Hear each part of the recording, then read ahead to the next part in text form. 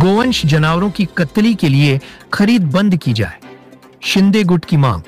धुले शहर की कृषि उपज मंडी समिति ने हर मंगलवार को लगने वाले जानवरों के बाजार में गोवंश जाति के जानवरों की कत्तली के लिए हो रही खरीद को तुरंत रोका जाए, ऐसी मांग शिंदे गुट की शिवसेना ने की है।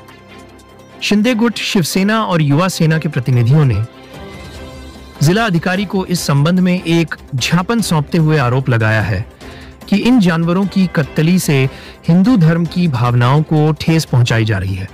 शिंदे गुट ने कहा है कि गोवंश की कत्तली हिंदू धर्म में पवित्र गाय की परंपरा और मान्यता के खिलाफ है।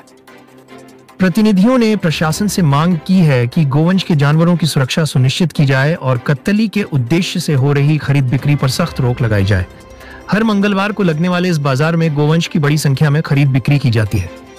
शिंदे गुट ने आशंका व्यक्त की है कि इनमें से कई जानवरों को कत्तली के लिए खरीदा जा रहा है। उन्होंने इस मामले की जांच करने और दोषियों के खिलाफ कड़ी कार्रवाई करने की अपील की है। जय महाराष्ट्र। संपूर्ण महाराष्ट्रात गो हत्याबंदी कायदा लागू असून देखील धुळे शहरामध्ये मला वाटतं हा कायदा काय धुळ्यात लागू नाहीये। धुळे कृषी उत्पन्न बाजार समितीत प्रभाग क्रमांक 11 व 10 लगत असलेल्या 40 ते 45 हजार हिंदू लोकसंख्येचा हा भाग आहे।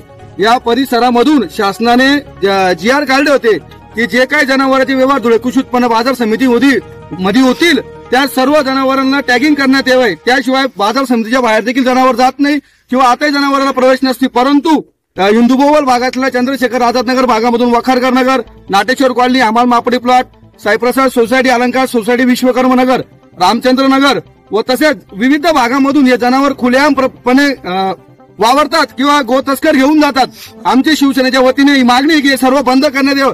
धुळे शहराला इतिहास आहे दंगलीचा, जर तशी गोष्ट घडवायची नसेल तर प्रशासनाने याच्याकडे गांभीर्याने लक्ष दिले पाहिजे। अन्यथा शिवसेना जिल्हा प्रमुख मनोज भाऊ मोरे, महानगर प्रमुख संजीव वाल्ले यांच्या माध्यमातून शिवसेना मोठं आंदोलन उभारेल आणि जी काही घटना घडेल त्याला परिपूर्ण प्रशासन जबाबदार राहील।